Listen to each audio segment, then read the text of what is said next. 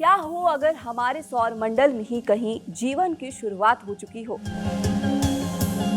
क्या हो अगर बर्फ से ढके एक शांत से दिखने वाले चंद्रमा के अंदर एक ऐसा महासागर छिपा हो जहां रसायन नहीं, जिंदगी बन रही हो? इन सवालों को सुना आप चौंक गए होंगे, सोच में पड़ गए होंगे, लेकिन क्या सच में जिंदगी सिर्फ धरती पर ही है?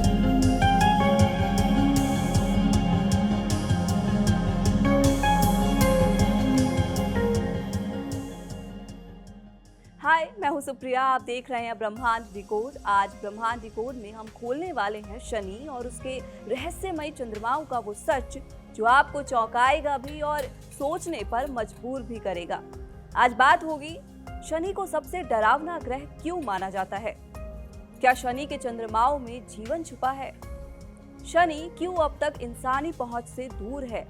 आसमान में शांत दिखने वाला ग्रह शनि, खूबसूरत छल्लों वाला ये ग्रह सिर्फ ऊपर से शांत है। असल में ये एक ऐसा गैस दानव है जिसके अंदर तूफान, दबाव और रहस्य का साम्राज्य है। इसका आकार इतना बड़ा है कि इसमें सैकड़ों पृथ्वी समा सकती हैं। लेकिन सबसे अजीब बात, ये पानी में तैर सकता है। जी हाँ, बिल्कुल आपने सही सुना। अगर ब्रह्मांड कोई बड़ा महासागर होता तो शनि उसमें डूबता नहीं बल्कि तैरता। करीब 4.5 अरब साल पहले जब हमारा सौर मंडल बन रहा था, गैस, धूल और गुरुत्वाकर्षण के खेल में एक विशाल संरचना बनने लगी। वही बना शनि। धीरे धीरे ये अपने स्थान पर आकर स्थिर हो गया। सूरज से बहुत दूर, ठंडा लेकिन भीतर से उथल पुथल भरा। सूरज से करीब 886 मिलियन मील दूर 100 से ज्यादा चंद्रमाओं वाला ये ग्रह हमेशा से इंसानों के लिए बड़ा अद्भुत रहा है। शनि पर एक दिन केवल 10.7 घंटे का होता है, लेकिन सूर्य के चारों ओर लगभग ये करीब 30 साल में चक्कर लगाता है। अब बात साल 1610 की। वैज्ञानिक गैलीलियो गैलीली ने पहली बार टेलीस्कोप से शनि को देखा। उसे कुछ अजीब दिखा, जैसे ग्रह के दोनों तरफ कुछ हैंडल लगे हों। उन्हें समझ नहीं आया कि ये है क्या। असल में वो शनि के छल्ले थे, लेकिन उस समय की तकनीक इतनी उन्नत नहीं थी कि ये सच सामने आ सके। शनि का नाम रोमन देवता सैटर्न के नाम पर रखा गया है। ये ग्रीक देवता क्रोनस से जुड़ा है जो ज़ूस के पिता थे। वहीं सनातन मान्यताओं के अनुसार शनि के पिता सूर्य हैं। इन मान्यताओं को पीछे छोड़ दें तो शनि सौर मंडल का सबसे रहस्यमयी और डरावना ग्रह माना जाता है। इस खूबसूरत छल्ले वाले ग्रह को देखने के बाद इंसानों ने इसके करीब जाकर इसे समझना चाहा। हालांकि ये इतना आसान नहीं था। सदियों बाद इंसान ने फैसला किया कि अब सिर्फ दूर से नहीं, करीब जाकर देखना पड़ेगा।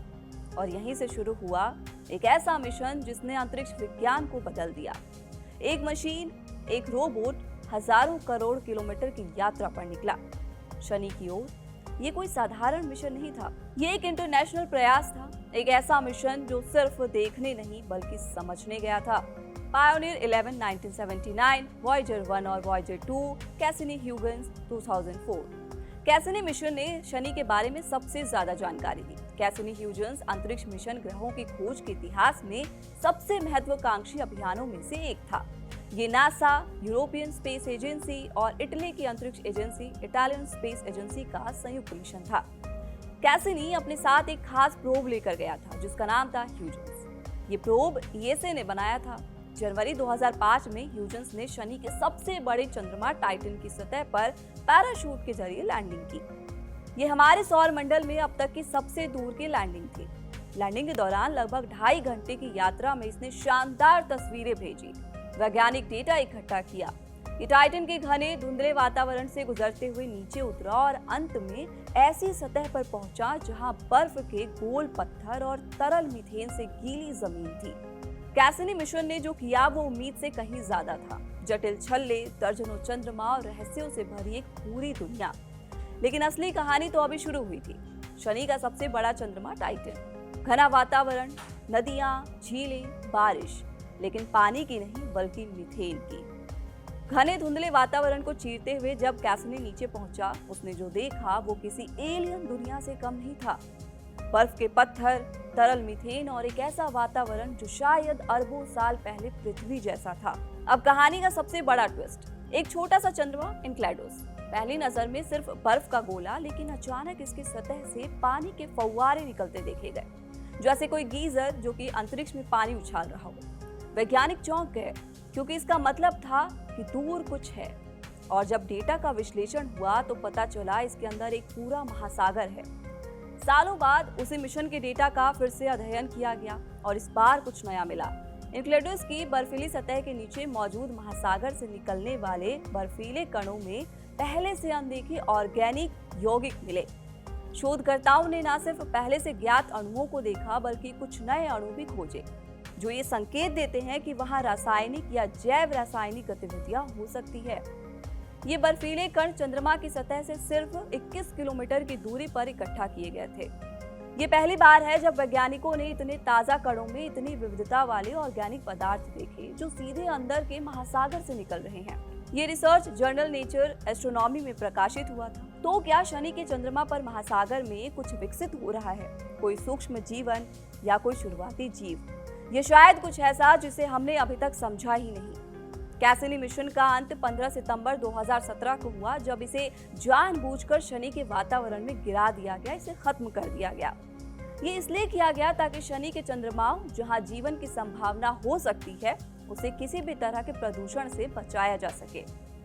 वैसे शनि ग्रह की बात करें तो शनि शांत नहीं है। इसके वातावरण में 1800 किलोमीटर पर आवर की रफ्तार से हवाएं चलती हैं और कभी कभी ऐसे तूफान उठते हैं जो पूरी पृथ्वी से भी बड़े होते हैं। 2010 में एक ऐसा ही तूफान उठा जिसने महीनों तक पूरे ग्रह को घेर लिया था।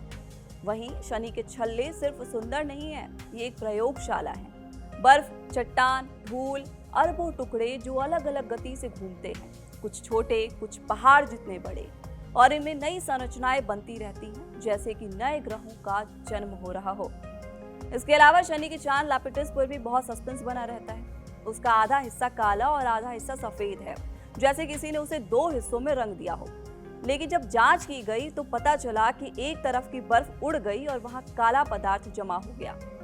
अब इसका मतलब है कि शनि के छल्लों और उसके चंद्रमाओं में बदलाव होते रहे हैं। अब जो सवाल हमने शुरुआत में पूछा था कि क्या हमारे सौर मंडल में ही कहीं जीवन की शुरुआत हो चुकी है, शनि और उसके चंद्रमा हमें जवाब के करीब ले जा रहे हैं। ये सिर्फ विज्ञान नहीं है, ये एक कहानी है जिसका अंत अभी बाकी है, और अगली कड़ी में हम खोलेंगे एक और रहस्य। फिलहाल ब्रह्मांड डिकोड के इस एपिसोड में इतना ही। आप स्पेस से जुड़ी कोई और कहानी जानना या समझना चाहते हैं तो हमें कमेंट बॉक्स में जरूर बताएं। यहाँ ताजा खबर के साथ हर दिन की शुरुआत कड़क है। आमने सामने बैठ रखते हैं बात पूरे दम से, आराम से। चर्चा होती है बेधड़क। यहाँ किस्से कहानियों में बोल सरल और अंदाज बेहद कड़क मिलता है। जीने में एक तेवर है जो आता है सही ज्ञान, जानकारी और उससे कमाई कड़क नोट से।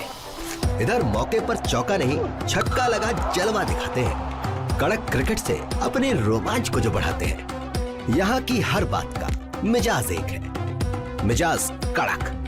आपका अपना YouTube चैनल कड़क, लाइव बेधड़क।